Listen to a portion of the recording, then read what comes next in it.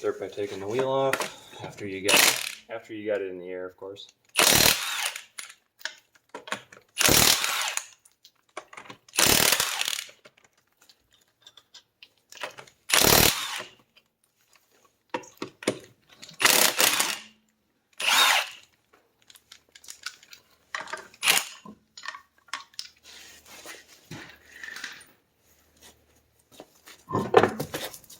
I always like to make it a habit of sticking the tire back underneath the car somewhere under the frame, like here, so that way if it falls, it's only going to fall so far. It's not going to fall to the ground if I'm underneath it and, ruin my life. Just ruins the rim.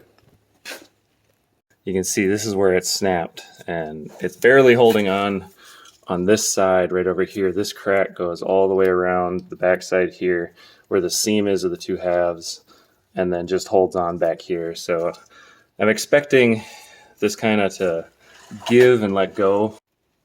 You can cut these bolts with just about anything. Grinder works really well. Hacksaws work. I've done that before. Hacksaws take a lot of time because sometimes these rods are hardened and just really tough, but whatever way you want to do it works. You can also just try and take these off. Sometimes these nuts will get seized, and then you can hold the head of the bolt on the bottom side down here where it's covered by this arm, but down here, and then when you spin it with like a impact or something, you end up snapping the bolt, and that works too. Take it off however you think is easiest. I'm going to start with trying to take it off just by breaking it with an impact. Basically, this is on top, and I'm going to have my impact on the bottom. And if my impact spins this, it'll spin this wrench over to here. I have this to stop it so it doesn't spin into this boot and tear the boot. And then at that point, either my wrench will break or the bolt will break. And if the bolt breaks, then we're in business. But you can see that everything's kind of seized together. Just turning this whole bolt a little bit turns the bushings in the middle there. And so I'm expecting what happens is when I go to spin off the bottom, the head of the bolt down here, this will spin with it. The whole thing's going to end up spinning. Make sure you get your safety squints on. Kind of hard to do this with the camera in the way, but...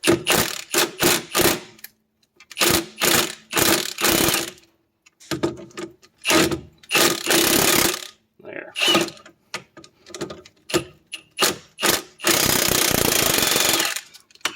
Hey, that's not working half bad. That looks like it started to spin that nut off, which is good. I'm going to move this up to here now because it's kind of in the way of stuff.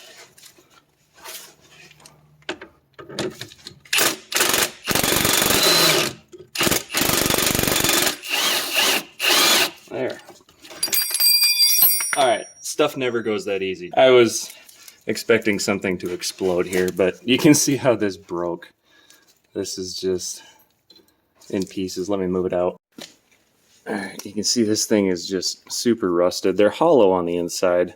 And what happens is where they're two halves, and this half right here on top ends up getting a little bit of a crack in it and gets some water in there. And then once water and condensation's on the inside, it's game over.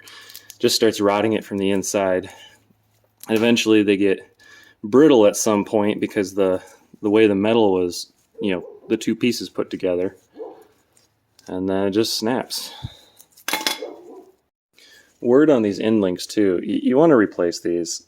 This doesn't look terrible, but at the same time it is. You can see there's hairline cracks in it. What's going to happen is you put this back, these cracks are, same thing, they're going to get condensation into them. And especially if you're in a place where it freezes, you're going to get water in there. It's going to freeze, it'll expand, and just keep making that crack worse and worse and worse. And it'll dry out, eventually it loses its plasticity and it doesn't have any give to it anymore. So they'll just crumble. For the $10-20 it costs to replace these, just get new ones and then you don't have to come back in here and do this again. And these bottom halves usually stick, so just hit them with a hammer or spin them out or something.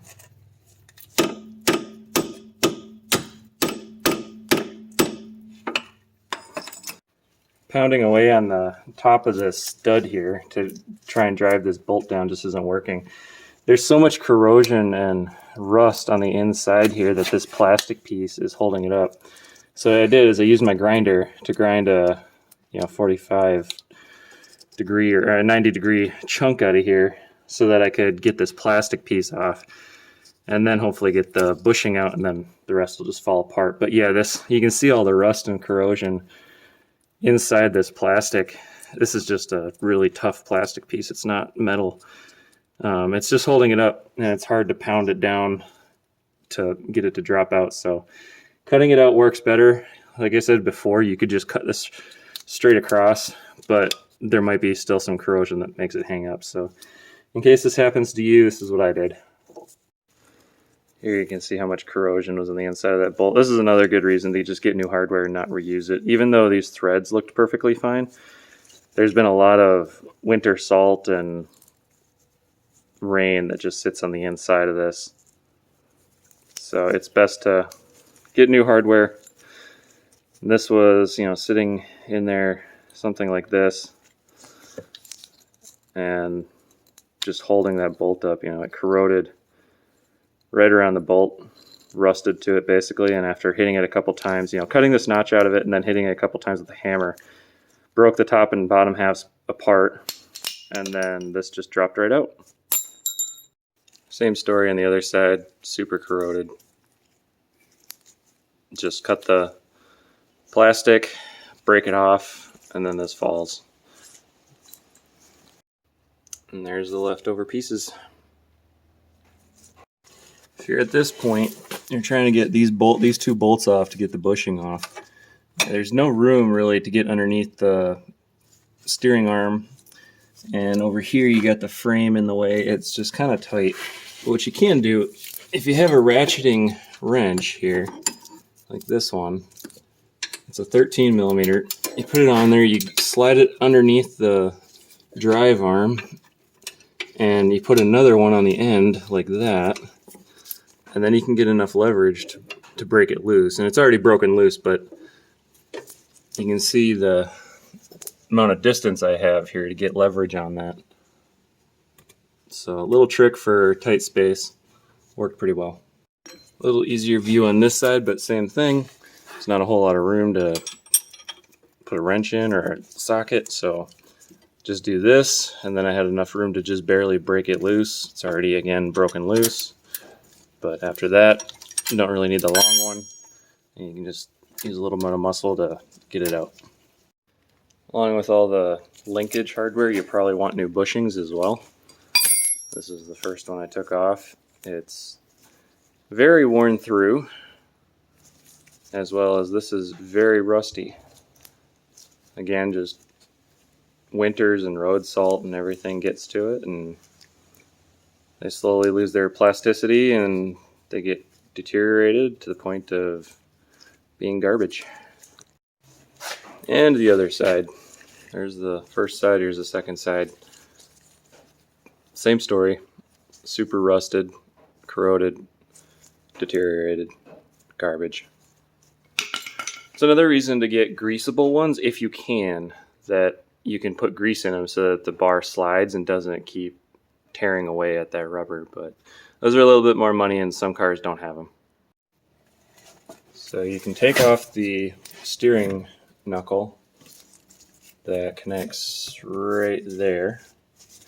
Just take the castle nut off and pull it out. Put it up out of the way, and then do the same thing on the other side.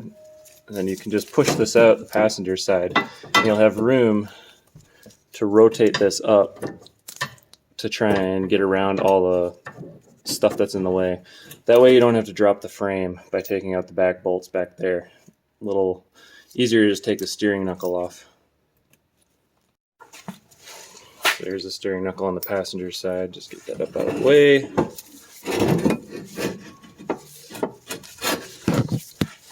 Move the camera.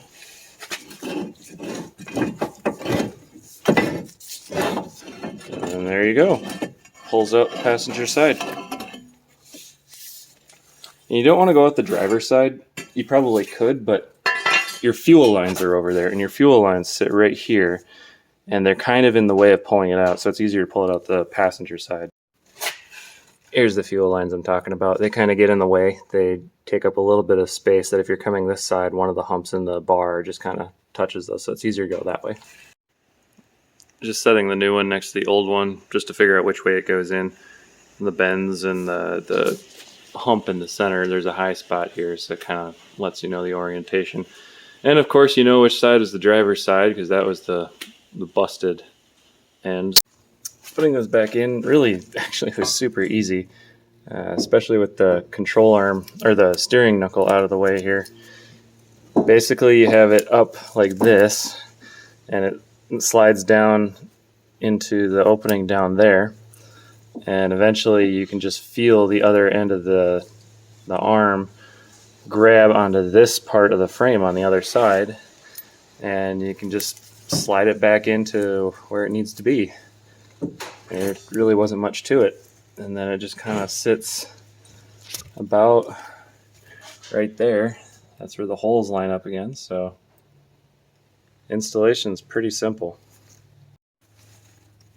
Just putting the bushings back here, just put some grease on my finger and then basically smear it around on the inside.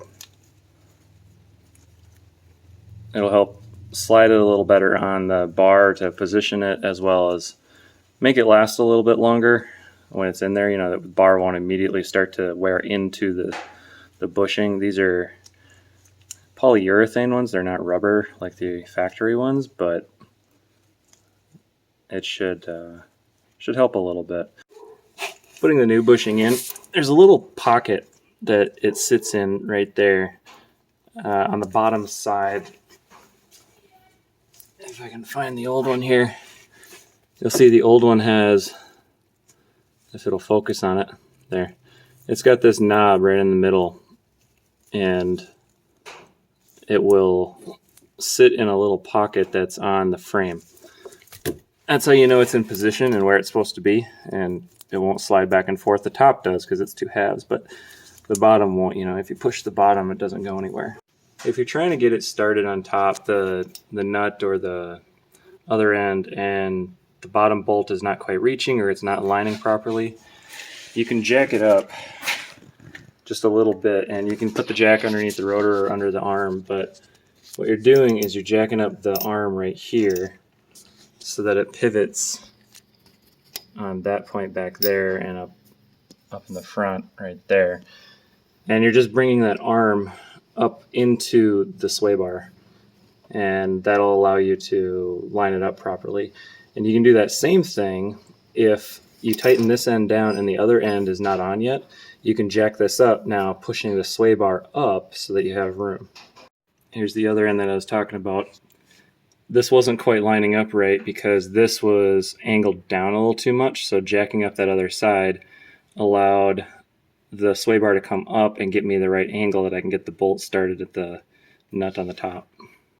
To put this steering knuckle back on, it helps to hold it from the top, push down, and it'll get pinched in the arm here so that you can spin the nut back on. Sometimes when these get a little bit worn, they spin the stud with the nut, and it's easier to just sandwich that pin or that stud back into here and have this hold it while you're spinning that back on. Then once that's on, do that on both sides. Got that tightened down on both sides, put the wheel back on, lower it to the ground, and you're done.